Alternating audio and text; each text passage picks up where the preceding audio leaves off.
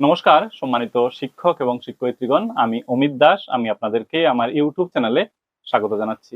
আমি আশা করি আপনারা সবাই ভালো আছেন, সুস্থ আছেন।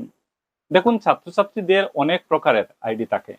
শিক্ষা সেতুর আইডি হোক, পেন হোক বা আপার আইডি, আইডি যেটাই হোক না কেন, প্রতিটির আইডির নিজস্ব গুরুত্ব রয়েছে। আজকের এই ভিডিওতে আপার আইডি জেনারেশন নিয়ে আমি আপনাদের সাথে আলোচনা করব। তো আপার আইডি খুবই গুরুত্বপূর্ণ। ছাত্রছাত্রীদের আপার আইডি জেনারেশন করতে হবে। আপার আইডি কিভাবে জেনারেট করা যাবে, আজকের এই ভিডিওতে আমি আপনাদেরকে খুব ভালোভাবে দেখিয়ে দেওয়ার চেষ্টা করব।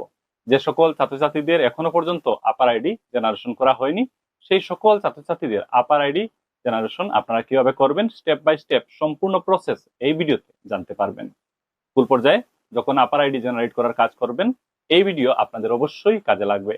আসুন আপার আইডি জেনারেশন প্রসেস সম্পর্কে এই ভিডিওতে আমরা সবাই জানার চেষ্টা করি। আসুন ভিডিওটি আমরা আরম্ভ করি।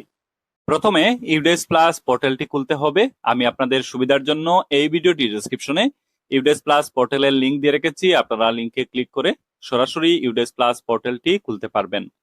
ইউডেস প্লাস পোর্টাল খুলে নেওয়ার পর স্ক্রিনের ডান পাশের উপরের দিকে যদি লক্ষ্য করেন, তাহলে দেখবেন অরেঞ্জ কালারের একটি বক্স রয়েছে, লেখা রয়েছে log in for all modules. এবার এই বক্সে ক্লিক করতে হবে। সাথে সাথে এই পেজটি খুলবে। এই পেজে স্টেট সিলেক্ট করার জন্য বলা হচ্ছে। দেখুন লেখা রয়েছে সিলেক্ট স্টেট। এটাতে ক্লিক করলে একটি লিস্ট বেরিয়ে যাবে। এবার এই লিস্ট থেকে নির্দিষ্ট স্টেট সিলেক্ট করে নিতে হবে। ডান পাশে দেখুন গো বাটন দিয়ে দেওয়া হয়েছে। এবার এই গো বাটনে ক্লিক করতে হবে। সাথে সাথে নতুন করে এই পেজটি খুলে গেল। পেজটির ডান পাশে থাকা নিচের দিকে লক্ষ্য করুন, লেখা রয়েছে স্টুডেন্টস মডিউল। তার ঠিক ডান পাশে দেখুন লগ ইন বাটন দিয়ে দেওয়া হয়েছে। এবার এই লগ ইন বাটনে ক্লিক করতে হবে। সাথে সাথে লগ ইন পেজ ওপেন হয়ে গেল। এখানে ইউজার নেম, পাসওয়ার্ড এবং ক্যাপচা বসিয়ে স্কুল লগ ইন করে নিতে হবে। স্কুল লগ ইন হয়ে যাওয়ার পর স্ক্রিনে এই পেজটি আসবে। বাম পাশে লক্ষ্য করুন, রেড কালারের একটি বক্স নিশ্চয় দেখতে পাচ্ছেন, লেখা রয়েছে কারেন্ট একাডেমিক ইয়ার 2026-27। এবার এই বক্সে ক্লিক করতে হবে। তারপর স্কুলের ড্যাশবোর্ড খুলে গেল। স্কুলের ড্যাশবোর্ডে বিভিন্ন গুরুত্বপূর্ণ তথ্য রয়েছে, আপনারা দেখতে পারবেন। ড্যাশবোর্ড খুলে যাওয়ার পর স্ক্রিনের বাম পাশে লক্ষ্য করতে হবে, অনেকগুলো অপশন আছে। একটি অপশন আছে আপার মডিউল, এই দেখুন। এবার এই আপার মডিউলে ক্লিক করতে হবে। সাথে সাথে আপার মডিউল খুলে গেল। স্ক্রিনের ডান পাশে লক্ষ্য করুন, প্রথমে ক্লাস সিলেকশন করতে হবে। যে ক্লাসে থাকা ছাত্রছাত্রীদের আপার আইডি জেনারেট করতে চাইছেন, সিলেক্ট ক্লাস, এটাতে ক্লিক করলে উক্ত স্কুলে থাকা সকল ক্লাসের বিবরণ চলে আসবে। তো নির্দিষ্ট ক্লাস এখান থেকে সিলেক্ট করে নিতে হবে এবং গো বাটনে ক্লিক করতে হবে। সাথে সাথে সিলেক্টেড ক্লাস ওপেন হয়ে গেল। নিচে দেখুন টেবিল চলে এসেছে। উক্ত টেবিলে উক্ত ক্লাসে থাকা ছাত্রছাত্রীদের বিভিন্ন বিবরণ রয়েছে।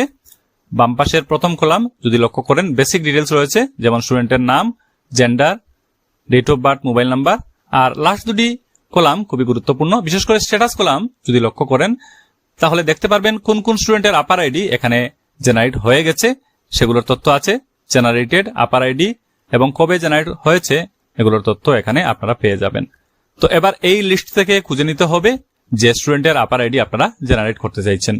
স্ক্রল করে খুঁজে নিতে পারেন। আর এখানে সার্চ বক্স রয়েছে, সার্চ বক্সে উক্ত স্টুডেন্টের নাম লিখেও উক্ত স্টুডেন্টটিকে এই লিস্ট থেকে খুঁজে নিতে পারেন। চলুন এমন একটি স্টুডেন্ট খুঁজে বের করা যাক। তো স্ক্রিনে লক্ষ্য করুন, একটি স্টুডেন্ট এখানে শো হচ্ছে যার এখনো পর্যন্ত আপার আইডি জেনারেট করা হয়নি। তো স্ট্যাটাস কলাম দেখুন, লেখা রয়েছে not applied, upper ID not available. এবং অ্যাকশন কলাম লক্ষ্য করুন, এখানে জেনারেট বাটন চলে এসেছে। তো আপার আইডি জেনারেট করার জন্য অ্যাকশন কলামে থাকা জেনারেট বাটনে ক্লিক করতে হবে। যে স্টুডেন্টের আপার আইডি জেনারেট করতে চাইছেন সেই স্টুডেন্টের নামের একেবারে ডান পাশে থাকা অ্যাকশন কলামে লক্ষ্য করতে হবে, জেনারেট বাটন আপনারা পাবেন। এবার এই জেনারেট বাটনে ক্লিক করতে হবে। সাথে সাথে এভাবে নতুন করে একটি পেজ খুলবে। লেখা রয়েছে basic information of student as per school record school admission register. এখানে উক্ত স্টুডেন্টের বেসিক কিছু ইনফরমেশন রয়েছে, বেসিক ডিটেলস রয়েছে, যেমন স্টুডেন্টের নাম, PEN, date of birth, gender, ক্লাসের বিবরণ, mobile number, father's name, mother's name, Aadhaar number, name as per Aadhaar. তো এই তথ্যগুলো ঠিকঠাক আছে কিনা অবশ্যই কনফার্ম করতে হবে, মিলিয়ে নিতে হবে। যদি কোনো কারেকশনের দরকার পড়ে তাহলে এখানে দেখুন জেনারেল প্রোফাইল একটি অপশন আছে, জেনারেল প্রোফাইলে গিয়ে আপডেট করা যাবে।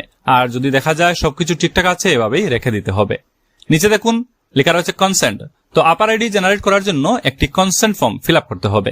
দেখুন লেখা রয়েছে consent by father oblique mother oblique legal guardian of student for APAAR ID generation.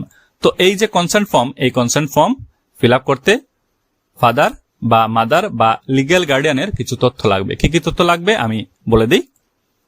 এখানে আই লিখে যিনি কনসেন্ট দিচ্ছেন ওনার নাম লিখতে হবে। তারপর সিলেক্ট, এটাতে ক্লিক করে ওনার সাথে স্টুডেন্টের যে রিলেশন সেটা সিলেক্ট করে নিতে হবে। তারপর স্টুডেন্টের নাম এখানে লেখা আসে। তারপর আইডেন্টিটি প্রুফ, উক্ত কনসেন্ট দাতার আইডেন্টিটি প্রুফ একটি দেওয়ার প্রয়োজন পড়বে। এখানে বিভিন্ন আইডি প্রুফের নাম রয়েছে, যে কোনো একটি সিলেক্ট করে নিতে হবে যেটা দেওয়া হচ্ছে। তারপর সেই আইডেন্টিটি প্রুফের নাম্বার নিচের এই বক্সে লিখে দিতে হবে। তো এই তথ্যগুলো লিখে দেওয়ার পর নিচে চলে আসতে হবে। এখানে প্লেস অফ ফিজিক্যাল কনসেন্ট, তো এটাও লিখে দিতে হবে। Date of physical consent calendar থেকে ক্লিক করে সিলেক্ট করে নিতে হবে।